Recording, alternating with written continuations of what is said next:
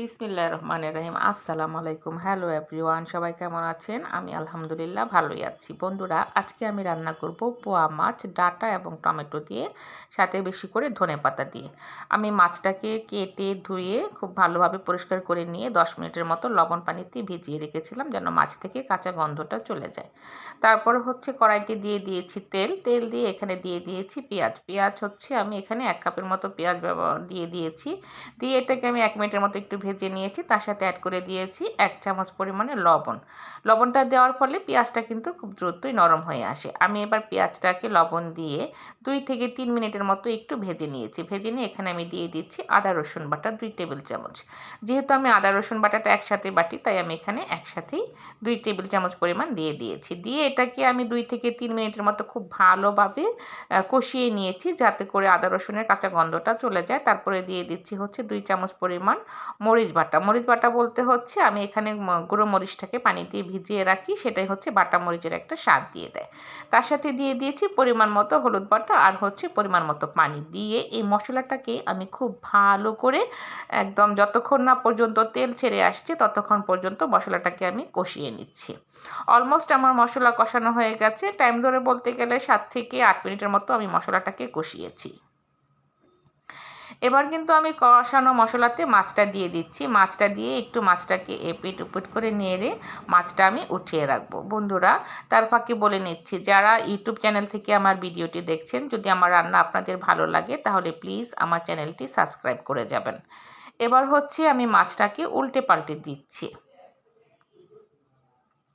এভাবে করে আমি 1 মিনিটের মতো ঢেকে দিয়ে মাছটাকে একটু কষিয়ে মাছটা উঠিয়ে নেব। যেহেতু পোয়া মাছ নরম মাছ, খুব বেশি কষানো হলে বা নাড়াচাড়া করলে মাছটা ভেঙে যায়, তাই আমি মাছটাকে 1 মিনিটের মতো কষিয়ে নিয়ে আলতো হাতে মাছটাকে তুলে আলাদাভাবে রেখে দিচ্ছি।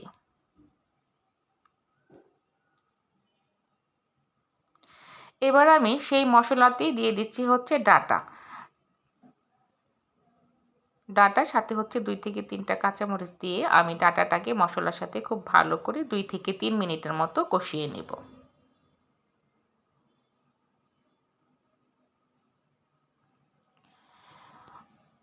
আমার ডাঁটা এবং মশলাটা কষানো হয়ে এসেছে। মশলা থেকে কিন্তু একদম তেলটা ছেড়ে আসছে। এবার আমি অ্যাড করে দিচ্ছি টমেটোগুলো। এখানে আমি 2টা টমেটো ব্যবহার করছি। টমেটোটা দিয়ে এটাকে আমি 1 মিনিটের মতো নেড়েচেড়ে কষিয়ে নিচ্ছি।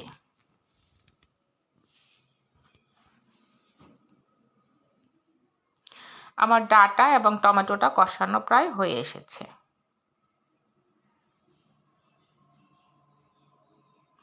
এবার আমি দিয়ে দিচ্ছি পরিমাণ মতো পানি। এখানে আমি খুব বেশি পানি কিন্তু দিচ্ছি না, পরিমাণ মতোই পানি দিচ্ছি।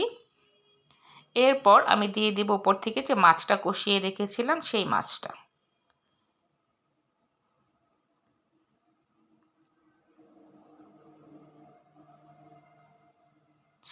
এবার আমি ঢাকনা দিয়ে ঢেকে এটাকে 15 থেকে 20 মিনিটের মতো রান্না করব।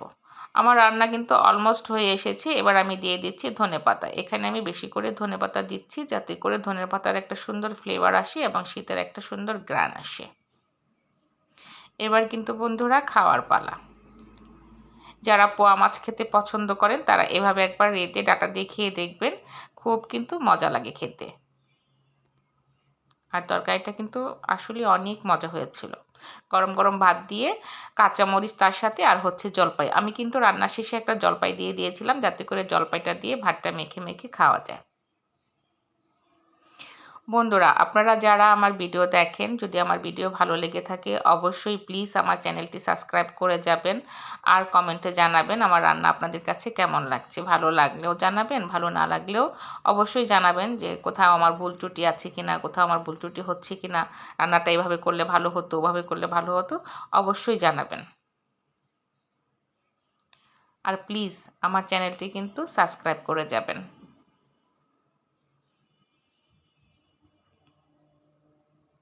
পোয়া মাছ অনেকেরই খুবই পছন্দের মাছ, আমারও ভীষণ পছন্দের মাছ।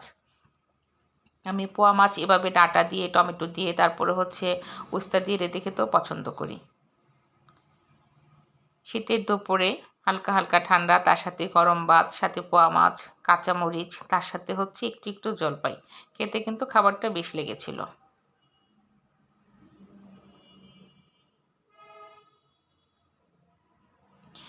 যারা এতক্ষণ কষ্ট করে ধৈর্য সহকারে আমার রান্নাটা দেখেছেন বা আমার ব্লগটা দেখেছেন, যদি ভালো লেগে থাকে অবশ্যই আমার চ্যানেলটি সাবস্ক্রাইব করে যাবেন, এবং যারা কষ্ট করে দেখেছেন তাদেরকে অসংখ্য ধন্যবাদ।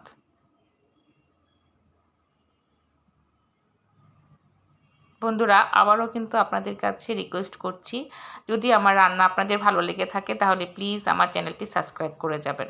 ধন্যবাদ এতক্ষণ সবাইকে কষ্ট করে আমার ভিডিওটি দেখার জন্য।